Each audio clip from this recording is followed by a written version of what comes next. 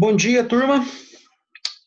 Como combinado, então, vamos dar andamento aí agora na revisão referente ao módulo 7, tá? Se alguém aí não participou na primeira aula hoje do nosso dia, não teve como participar, né, eu passei para a galera aí algumas informações importantes em relação a esse semestre, né? E falei também, passei para eles também sobre a importância, né, da gente estar fazendo essa revisão do módulo 7, justamente porque esse módulo ele foi estudado no final, né, do mês de junho. A gente iria fazer uma prova sobre ele, mas devido a essa questão da pandemia, as férias acabou adiantando ali um pouquinho, então nós não fizemos provas sobre esse módulo aí. Vocês vão fazer prova sobre esse módulo agora, como já faz muito tempo, né, um certo tempo que vocês viram essa matéria aí, eu achei interessante estar voltando aí, né, nessa aula novamente aí, tá explicando para vocês novamente aí sobre a agroeconomia agropecuária, para ficar mais fácil o entendimento de vocês aí, para conseguir estar fazendo essa avaliação aí, tá certo? Essa prova referente aí ao terceiro bimestre. Então vamos lá. Deixa eu tirar a imagem daqui para ficar a tela maior para facilitar para vocês aí.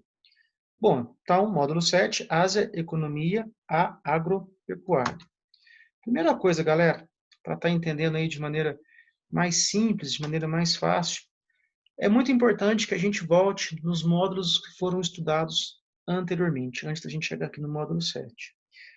O que nós já estudamos sobre o continente asiático? Nós já vimos a Ásia aspectos naturais e a Ásia aspectos humanos. Bom, o que tem a ver esses dois últimos módulos com esse módulo aqui? Principalmente o primeiro módulo, que é a Ásia aspectos naturais. Tem a ver que a gente observa que nós estamos tratando do maior continente do mundo em questões tanto territoriais quanto populacionais. Então, essa dimensão territorial, ela contribui para a prática da agropecuária dentro do continente europeu, né? Se a gente focasse só na questão territorial, claro que sim, mas tem outras questões naturais que vão influenciar de maneira negativa, por exemplo, na prática da agropecuária dentro desse continente, né? A gente sabe que os aspectos naturais desse continente é muito diversificado, né? Mas tem alguns fatores naturais aí que acabam impedindo, né, dificultando a prática tanto da agricultura como da pecuária dentro da Ásia, né? Temos ali uma grande variedade de climas, né? Ainda falando sobre as questões naturais, nós sabemos disso. Nós temos lá nas altas latitudes climas bem mais frios, chegando, né, a ser polar e subpolar, até climas quentes, né, chegando ali naqueles países que são cortados pela linha do Equador. E temos outros tipos de climas também, climas mais frios, mas não pelo processo, pelo fator latitude, sim pelo fator altitude. Então a gente já começa a entender, opa, eu tenho um continente enorme no sentido territorial e também populacional, mas será que essa extensão territorial, essa grande diversidade, né, de fatores naturais, contribui para que todos possam praticar de maneira eficiente, né, a agropecuária? Não.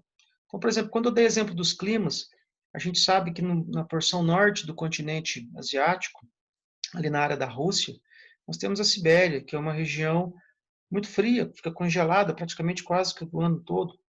Então, aquela área ali é uma área de difícil ocupação humana, já estou entrando nos aspectos humanos, automaticamente vai ser uma área de grande dificuldade para a prática tanto da agricultura quanto para a pecuária, né? Se já é uma área de difícil ocupação para nós seres humanos, imagina para a adaptação de algumas espécies animais, né? Então o clima ele vai influenciar sim nessas questões naturais do continente asiático e vão influenciar nessas questões da agropecuária, né? Uma outra questão interessante é a biodiversidade vegetal, né, que ela está ligada diretamente às questões climáticas, principalmente. A gente vai observar que essa grande biodiversidade vegetal, para algumas áreas também, não é um ponto positivo para a prática, por exemplo, da pecuária. A gente pega esse extremo norte, nós encontramos ali, é, como eu já disse anteriormente, áreas muito frias. Então, como você vai praticar ali a pecuária, né? Voltando a falar sobre o clima, Nós sabemos que tem áreas dentro do continente asiático que são áreas desérticas e semiáridas, tanto que daqui a pouco nós vamos dividir a Ásia por partes para ficar mais fácil o estudo e o entendimento sobre essa questão da agropecuária dentro desse continente.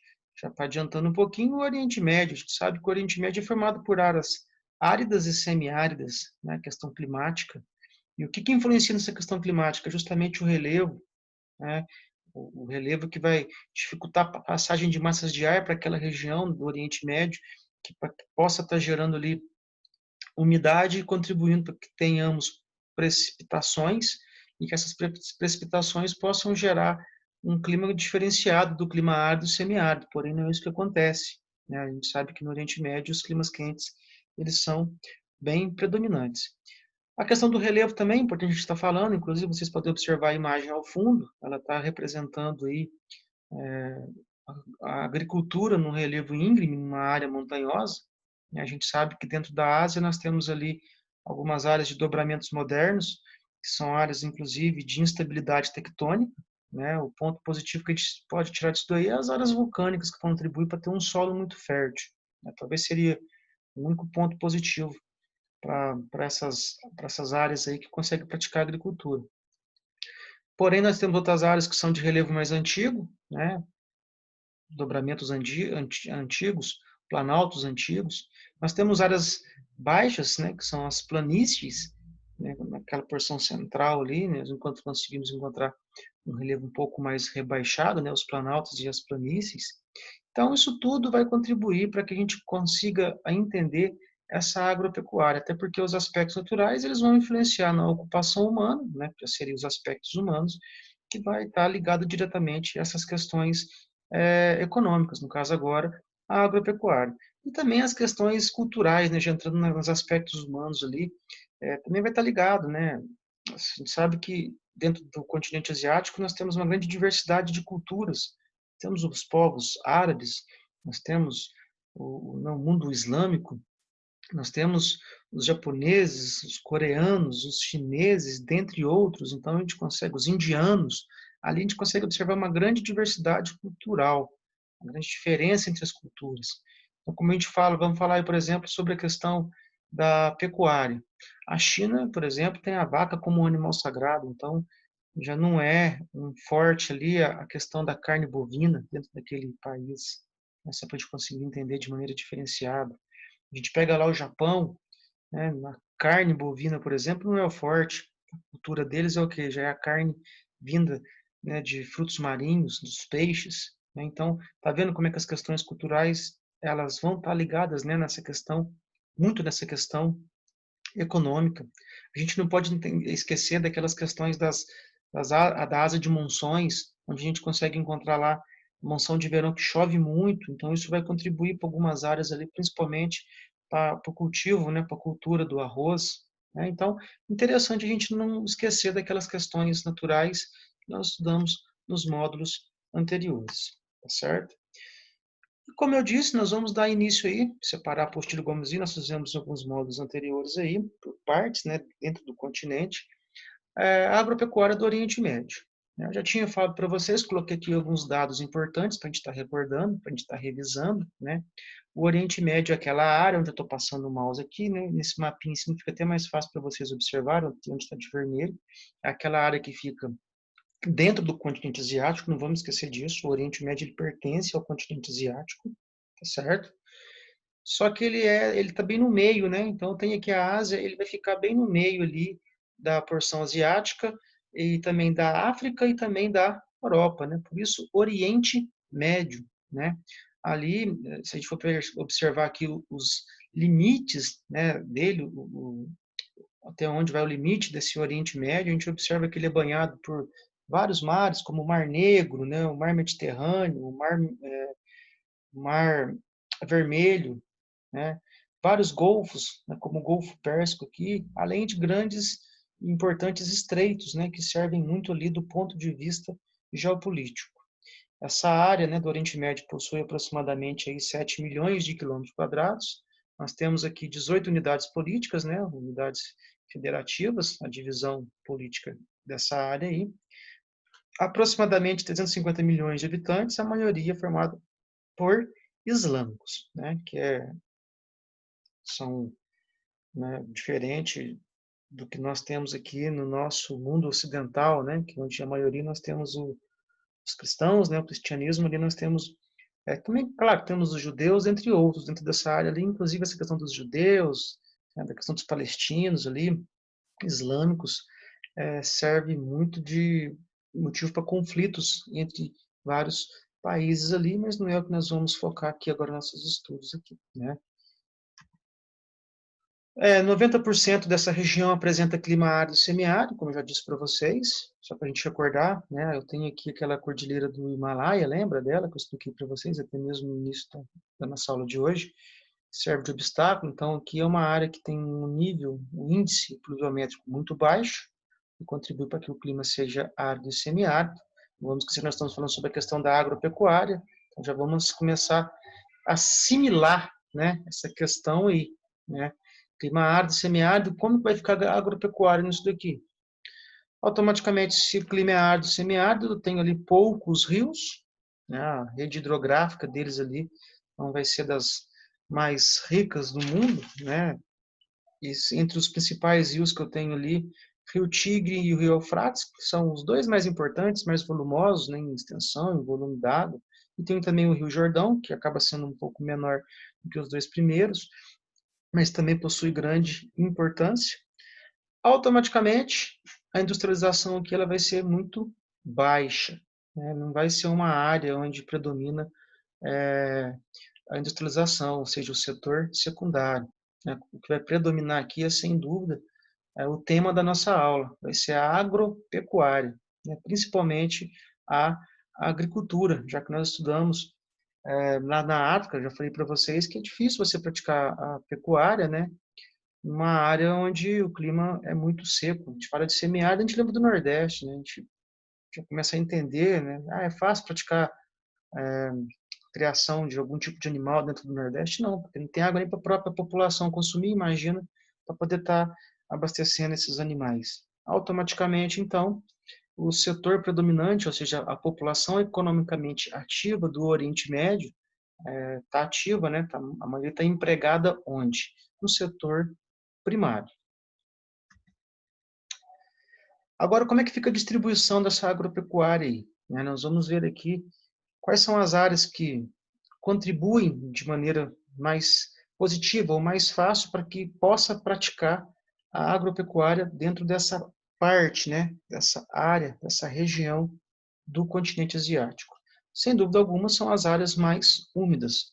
Mas, professor, mas tem áreas úmidas? Você disse que o clima é árido e semiárido? Sim, né? O que predomina ali é o clima árido e semiárido. Mas como a gente pode observar pelo mapinha, a gente vê, e eu disse até anteriormente, né, no começo da explicação sobre o Oriente Médio, que nós temos vários mares, né? Rios são poucos, mas nós temos vários mares que vão estar servindo de limite, né? Olha só de novo aqui onde eu estou passando a setinha, olha, Mar Negro, Mar Cáspio, aqui tem o Golfo Pérsico, né? Tem outro golfo, vários golfos aqui embaixo, mares, Mar Vermelho, Mar Mediterrâneo, Mar Morto. Aí eu lembro do quê? Da questão da maritimidade, né? Então, aquelas áreas que ficam mais próximas do mar, elas conseguem ter o quê? Um pouco mais de umidade. Se eu tenho um pouco mais de umidade, então essas áreas vão ser áreas mais propícias à prática da agropecuária, né? Então, olha só, regiões mais úmidas. Uma das principais aqui é a região do Mar Mediterrâneo, a gente pode observar aqui pelo mapinha que pega aqui a Turquia. Dentre esses mares que banham o Oriente Médio, né? O Mar Mediterrâneo ele é o maior, olha só, tá aqui, né? Eu falo em volume de água, né? Em extensão, então ele vai contribuir muito para que possa ser uma área mais úmida e para que tenha ali uma maior concentração de pessoas, automaticamente essas pessoas praticando, né? Sem dúvida, essa agropecuária. Regiões úmidas também próximas das montanhas, né? A gente sabe que tem dentro do continente asiático, dentro do Oriente Médio, algumas áreas mais elevadas ali, já são aquelas áreas que são mais próximas da cordilheira do Himalaia. Nos vales dos rios, disse anteriormente que nós não temos tantos rios dentro do continente, dentro do Oriente Médio, mas os poucos rios que tem vão servir, sem dúvida, vão ter uma grande importância, né, uma grande concentração de pessoas praticando a agropecuária. E também a questão da irrigação, né? Principalmente aqui desses rios aqui, eu posso fazer o quê? A irrigação. Só que essa irrigação a gente já entende, né, que ela não vai conseguir ser disponibilizada para toda a população, porque para você fazer irrigação e praticar agricultura e pecuária é um processo caro, não é um processo barato, né? Então, vai favorecer somente alguns países, poucos países aí. E essa irrigação, ela é feita de duas maneiras. Nós temos dois tipos de irrigação dentro do continente, dentro do Oriente Médio, pessoal. Nós estamos focados no Oriente Médio, dentro do Oriente Médio. Nós temos, né, a tradicional, que é aquela voltada para as áreas de subsistência, porém ali eu vou ter as melhores terras, né, como naquela região da Mesopotâmia, onde nós encontramos inclusive os oásis. Então esses oásis aqui, eles vão servir para quê? Para que possa fazer métodos de irrigação, né? Só que a gente consegue observar que esse tipo de irrigação ele é voltado mais mais de maneira tradicional, mais para a agricultura de subsistência, né? Apesar de eu ter ali o que as melhores terras. Então, ali eu vou conseguir encontrar o cultivo de trigo, tâmaras, frutas, além do milho, né? Então, os oásis aqui eles vão ser muito importantes para que possa estar fazendo ali esse processo de irrigação. E eu tenho também a irrigação moderna. Inclusive, galera, essa irrigação moderna aqui ela é mais viável, né, dentro da agricultura. A gente sabe que a agricultura hoje é um dos maiores perdulários de água que existe no mundo, né, porque muitos não utilizam o quê? O método por gotejamento, aquele método por aspersão, infelizmente, grande parte, né, parcela da água que teria que chegar até a raiz das plantas, ele evapora. Então, isso não vai contribuir de maneira negativa para a questão ambiental, né? Agora, já esse moderno já requer mais investimento financeiro, né? E vai ser principalmente feito por Israel. Israel que já chega a ser um país com nível socioeconômico bem diferente dentro do Oriente Médio ali, né? Israel já é um país que possui um desenvolvimento econômico bem diferenciado em relação aos outros. Por isso eles conseguem fazer esses métodos modernos de irrigação. Dentro dessa questão dessa irrigação e da questão da agropecuária dentro do Oriente Médio, nós encontramos aqui os kibbutz, né, e os moshav. Esses kibbutz aqui, ele é mais voltado naquela questão socialista, né, o governo que consegue doar as terras, mas é como se fosse meio muito socialista mesmo, né, as terras não pertencem, as terras pertencem ao governo, não tem autonomia, as pessoas que ali cultivo não tem autonomia sobre a terra, né? E tem também os moshav, aí sim que é já como se fosse um processo de cooperativa, né? Aquele processo que os agricultores ali já têm acesso à terra de maneira própria, particular, e ali já começa a surgir aquelas cooperativas para poder estar facilitando, né, a utilização desses métodos de irrigação para que possa favorecer a questão da prática, né, da agropecuária. Aqui eu tenho um mapinha muito importante a gente estar observando, pode inclusive cair esse mapinha na prova, né, a gente consegue observar aqui, ó, a agricultura, né, a parte irrigada, né, onde está de rosinha mais escuro, a gente consegue observar que é um pouco mais para o norte, né, se a gente for descendo aqui em direção ao sul, ao leste, também ao oeste a gente já consegue observar que são áreas menos irrigadas, né, até a gente pode observar aqui pela legenda, onde está de laranjinha, olha só, bem aqui para cima, a gente consegue observar que tem áreas bem menos irrigadas, né? Depois, nós temos aqui a agricultura e criação extensiva, né, onde está mais clarinho.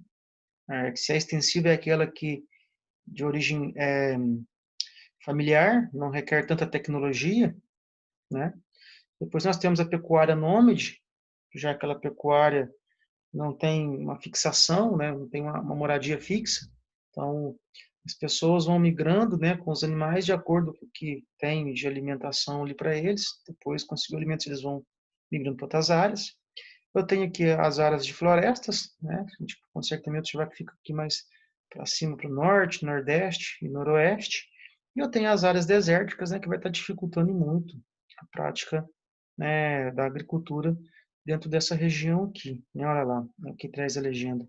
As extensas áreas que apresentam desertos e pecuária nômade ocupam mais da metade do Oriente Médio. Isso aqui é muito importante, evidenciando a dificuldade de ocupar o espaço natural dessa região, onde predominam climas áridos e semiáridos. Então, a gente consegue observar, olha só, as áreas desérticas, ela é bem grande, olha só, a pecuária nômade, ela também é bem grande, é bem predominante, né, dentro dessa região. Então, isso mostra, sem dúvida, a dificuldade para as pessoas que habitam aqui estar praticando tanto a pecuária quanto a agricultura.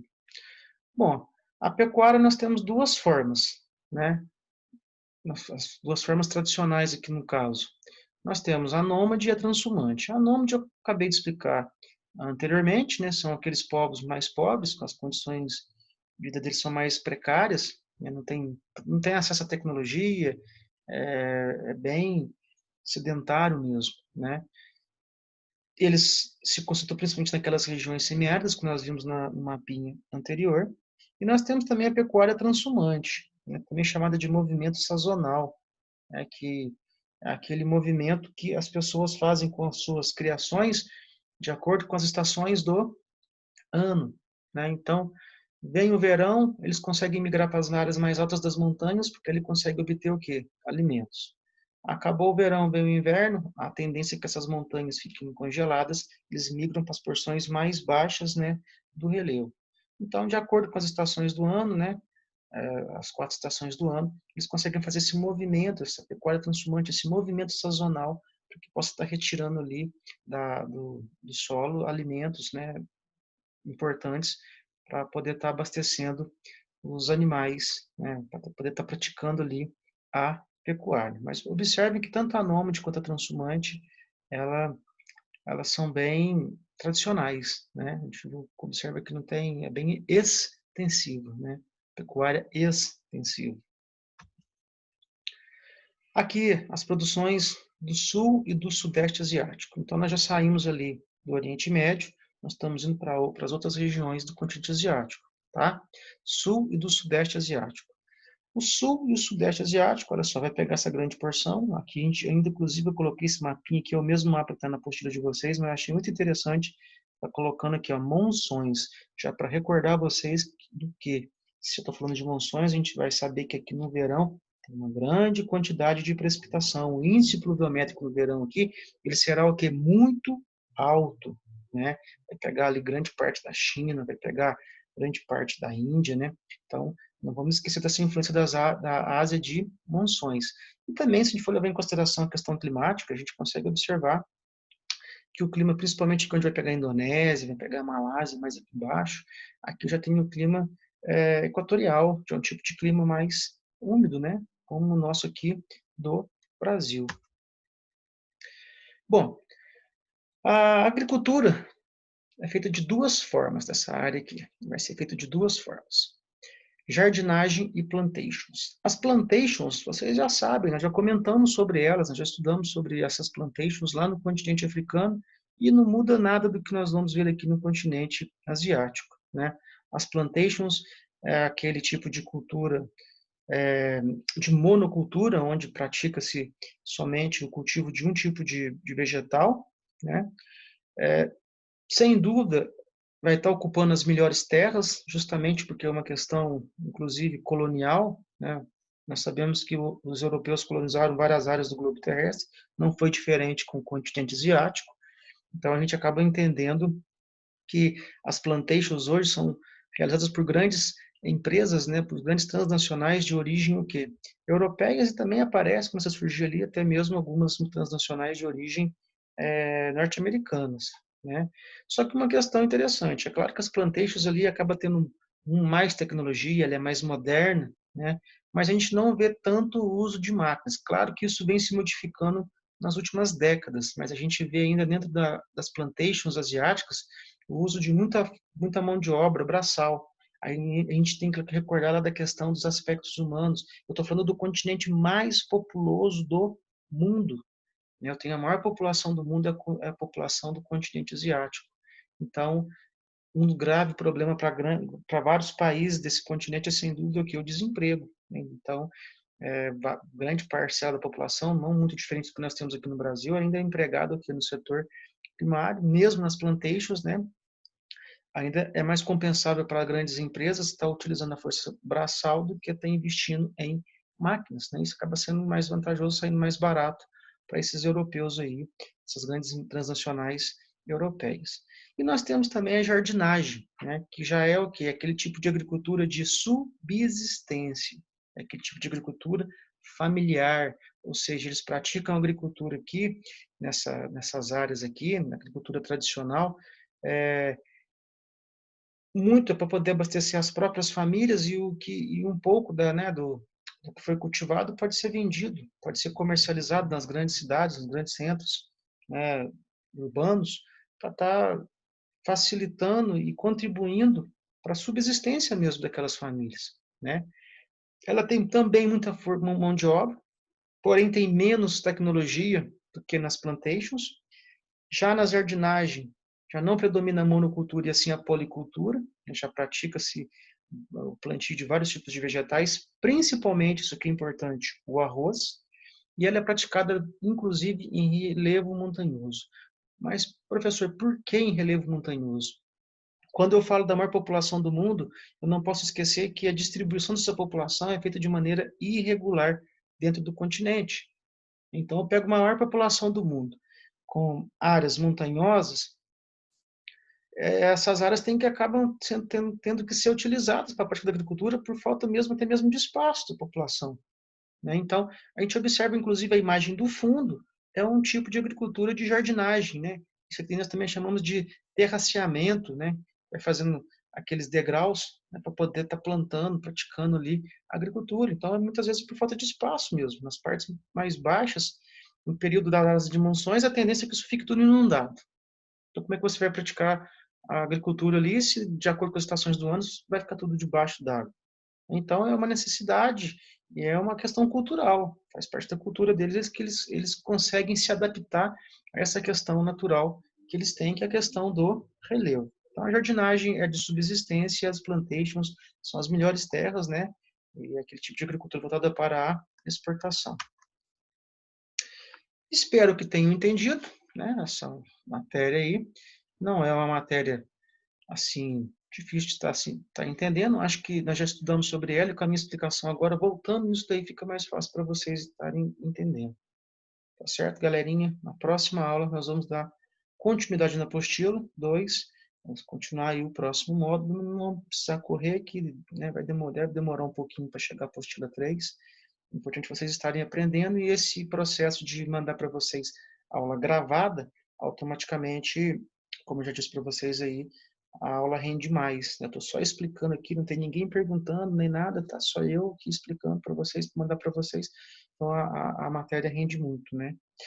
Fico por aqui. Qualquer dúvida pode me chamar ou no nosso grupo do WhatsApp, pode estar me chamando também no particular, se assim preferir. Até a próxima.